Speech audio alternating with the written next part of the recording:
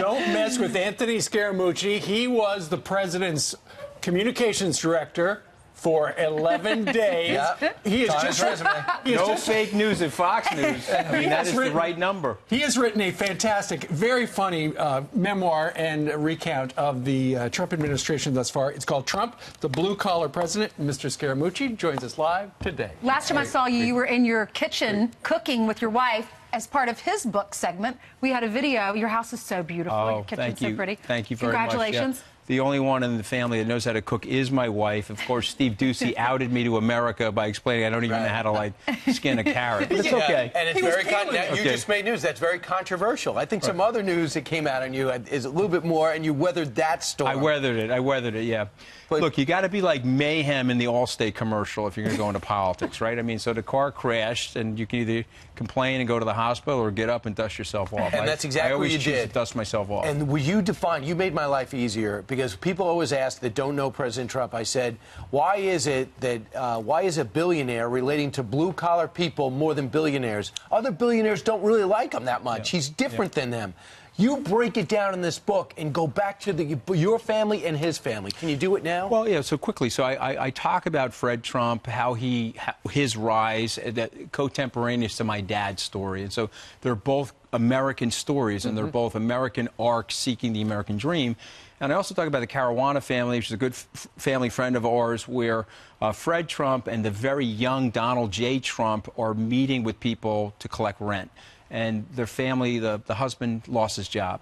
And Fred Trump looks at him in front of Donald J. Trump and says, okay, it's fine. You know, we'll revisit this in a month or so.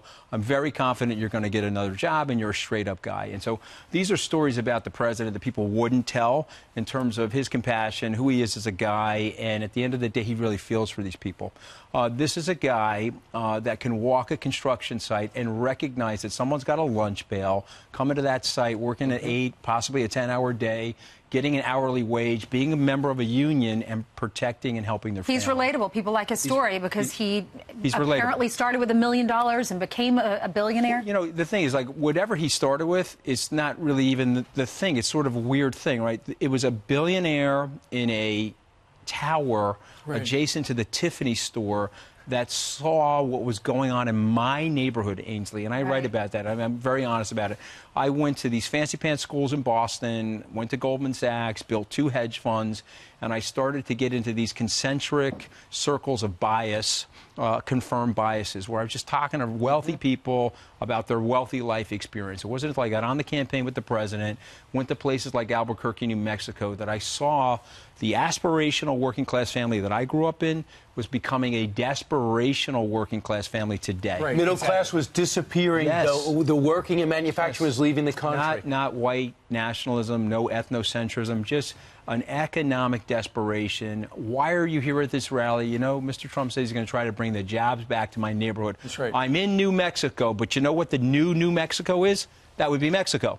And that's literally the message that I heard on the campaign trail. I try to relate that in the book because at the end of the day, the president has a touch for this stuff that's very, very unique. It's very instinctual. The book is terrific. You're a very good writer, and I love the very beginning where after you were escorted out of the White House, there's a scene with your wonderful mother, Marie, and she's on the stoop of your boyhood home, and she's going, essentially the reporters, get off my lawn! A little bit of salty language from my mother. I'm like, Ma, please, that's what got me in trouble in the White House. So check it out. Nobody else curses in the White House. I just want to make sure that everyone knows Anthony, that. what do you think about the blue wave? Because you have these Democrats. You have Tom Perez, chairman of the DNC. You have Bernie Sanders now saying, we're not calling it a blue wave. We don't think that's smart because this is so close. Some states it's purple.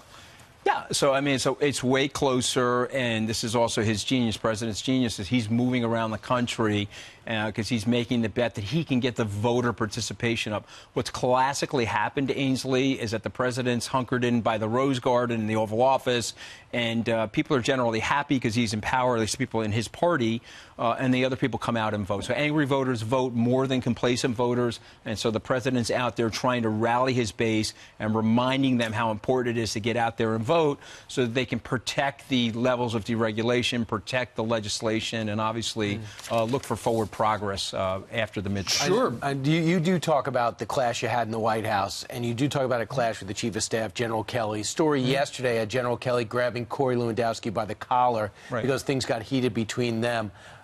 Do you believe that story took place? Yeah, of course the story took place. I mean, but here's the thing, okay? And people think, oh, well, you know, General Kelly fired you, so you have a personal animosity towards him. I don't have a personal animosity towards General Kelly. I've been fired before. I write about that in my book. General Kelly's the second person that fired me. He probably won't be the last person because I'm a little bit of a renegade. Having said that, okay, I just think he's ill-suited for the job, and I'm just being very honest about it. You know, I've run 2 reasonably successful companies. I know how to evaluate talent. I may not be the best communications director, but I do know how to evaluate talent. I know how to put people together, and you need a less militant style in a civilian organization. That's all. You can't be grabbing people by the collar and cursing off the So you think it happened? National security. No, I'm very confident that it happened. Yeah, I know the players involved. I'm very confident. What'd you make of Sean Spicer's book? Let's not lie about it, right? Sean Spicer wrote about you, started his book at the beginning talking about you, and at the end he resigned immediately as soon as you were hired because he liked you as a person but didn't think you were right for the job. Yeah, I think that, you know, Sean is entitled to his opinion. You know, I thought he was a liar. I mean, my nickname for him was Liar Spice from the Spice Girls. Every Spice Girl has a nickname. I didn't like the way he handled a lot of different things about me. He told lies about me to the press. He told people. Remember, I was originally supposed to be the OPL director.